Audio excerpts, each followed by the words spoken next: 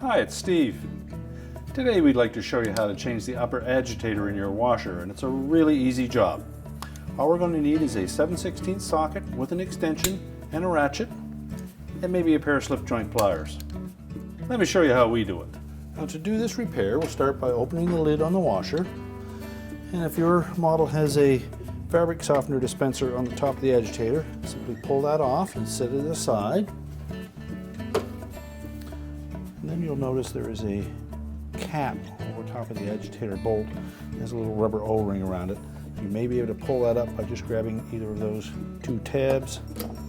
Chances are it's going to be in there fairly snug, so just take a pair of pliers, go to the edge, grasp that, and pull it up. There should be an O-ring on the edge of it. If not, it's just fallen inside and we'll need to retrieve that.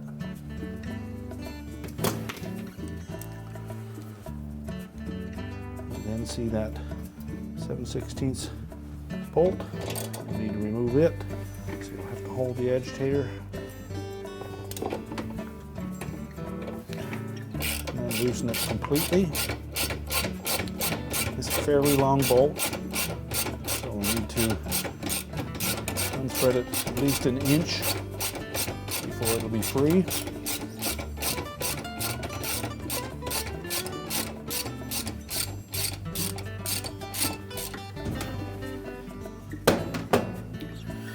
And then just grasp the agitator and pull it right off the shaft, and then we can remove the upper portion.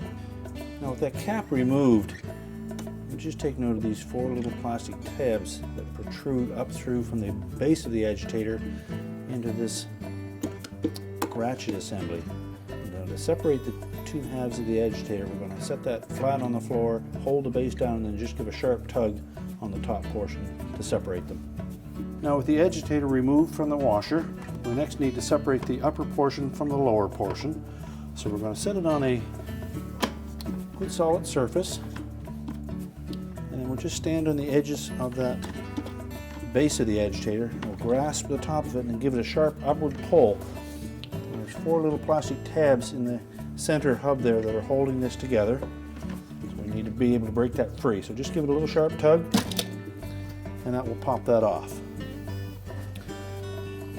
We want to make sure that the little bearing is still sitting on top of the main agitator base. We'll set that aside for now, and then we'll remove the ratchet assembly from the inside of this upper agitator. We will just simply turn it upside down and let that come right out. We'll set the retaining bolt aside. We'll want to make sure that the ratchet assembly is intact, and if it has come apart on you, there's a little retaining plastic piece that sits on top of it, and the actual nylon dogs fit into these little slots around the perimeter. Inspect those, make sure they're not worn too badly, and if they are, you may want to replace that assembly as well while you have it apart. So set them all in so that they will tuck inside that circumference. You know you'll have them in the right position. Slide this retainer over top. It lines up with four little slotted edges on the hub, and then we can install that into the new upper agitator. You'll note that there are four little slots on the top of that that line up with these little tabs on the agitator base. They probably were damaged when you pull the top off, but as long as you line them up and you can press them back down in place, the bolt will hold that ratchet assembly together. We'll take the new upper agitator, we're going to set that on the agitator base.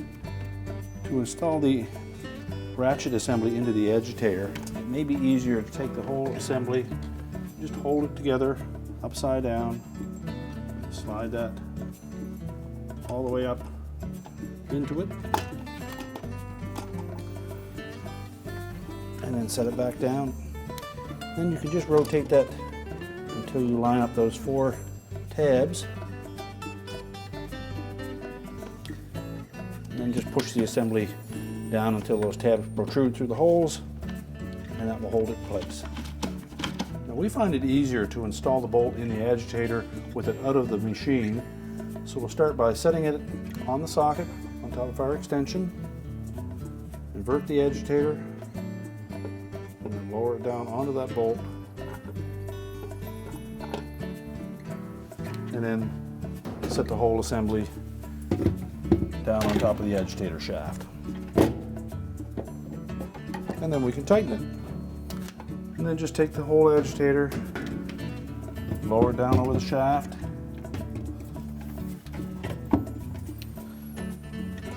and then we can tighten that bolt. Make sure we tighten it securely. We can then take that little retaining cover. We'll clean up some of that fabric softener that's around the lip of that, and then we're going to press that down into that opening.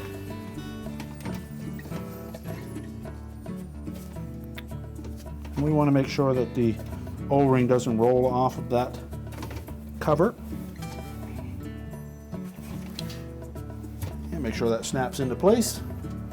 We'll then reinstall the fabric softener dispenser. And our repair is complete.